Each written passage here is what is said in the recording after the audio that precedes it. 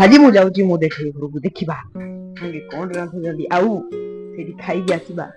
ଆଉ ଏଇଟା ଏ ଭିଡିଓଟା କି ତାଙ୍କ ଚ୍ୟାନେଲ ରେ ଯିବ ତ ଲାଇକ୍ ସେୟାର ସବସ୍କ୍ରାଇବ ତ ଲେଟ୍ସ ଗୋ ଭିଡିଓ ଚାଲ ଦେଖିବା କଣ ବନଉଛନ୍ତି ଯୋଉ ଘରେ ଛତୁ ଖାଇବା ପାଇଁ। ତ ଆଜିର ଛତୁ ପାଇଁ କଣ କଣ ଦରକାର ଆଜି ଆମର ମ୍ୟାଡାମ କହିବେ।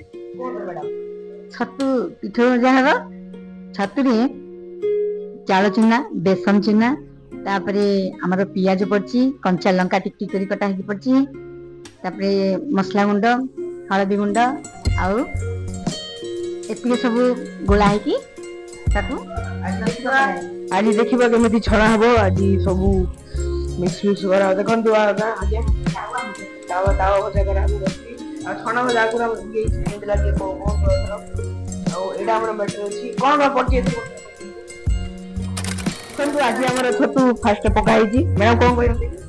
ବର୍ତ୍ତମାନ ତାୱାରେ ସବୁ ଗୋଳା ହେଇକିରି ଛତୁ ପଡୁଛି। କିଛି ସମୟ ପରେ ଆକୁ ଆମେ ଓଲଟେଇବା। ଓଲଟେଇଲା ପରେ ଆମର ଛତୁ ପ୍ରସ୍ତୁତ ହେଇଯିବ। ହଁ, ଛତୁକୁ ଆମେ ଚେକା ଚେକା କରିକି ଭାଜିବେ।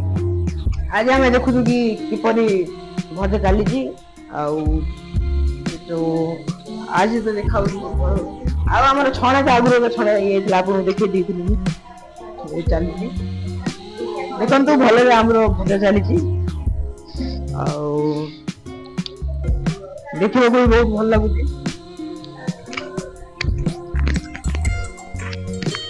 ଦେଖନ୍ତୁ କିପରି ଭଜା ଚାଲି ଆପଣ ଦେଖୁଛନ୍ତି ଦେଖିବାକୁ ଖୁବ ଭଲ ଲାଗୁଛି। ଦେଖନ୍ତୁ ବେଟର ଟା ବହୁତ ଭଲରେ ଗୋଳା ହଉଛି।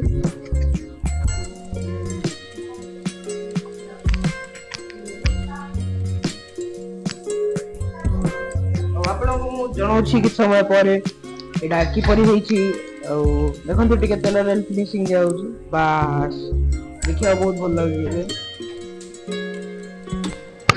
ତ ଆପଣ ଏବେ ଦେଖିପାରୁଛନ୍ତି ମୁଁ ବସି ପଡିଛି ଟିକେ ଗୋଡ ଟିକେ ହଁ ଏବେ ଦେଖିପାରୁଥିବେ ନୂଆ ପଟ ପଡୁଛି ଏବେ ବହୁତ ଭଲ ହେଇଛି ଆଜିକାର ରେସିପି ତ ଆପଣଙ୍କୁ ଖାଇସାରିକି ଦେଖନ୍ତୁ ଆମେ ଖାଇକି ପଳେଇ ଆସିଛୁ। ଓସା ତ ବହୁତ ଭଲ ହୋଇଥିଲା ବହୁତ ଭଲ ହୋଇଥିଲା ଆପଣ ଘରେ ଟ୍ରାଏ କରନ୍ତୁ ମ୍ୟାଡାମ ଆପଣଙ୍କୁ କହିଦେଇଥିଲେ ଫାଷ୍ଟରେ କଣ କଣ ପଡିବ ତ ପିସା ଆଉଟ ଲାଇକ୍ ସବସ୍କ୍ରାଇବ କରନ୍ତୁ କରିବା ଭୁଲିବେନି ଆଉ ବାଏ ବାଏ ପର ଭିଡିଓରେ ମିଳିବେ ଆଉ ପର ଭିଡିଓରେ ତ ମୁଁ ନଥିବି ମ୍ୟାଡାମ ସହିତ ଥିବେ ତ ଲାଇକ୍ ସବସ୍କ୍ରାଇବ କରିବାକୁ ଭୁଲିବେନି।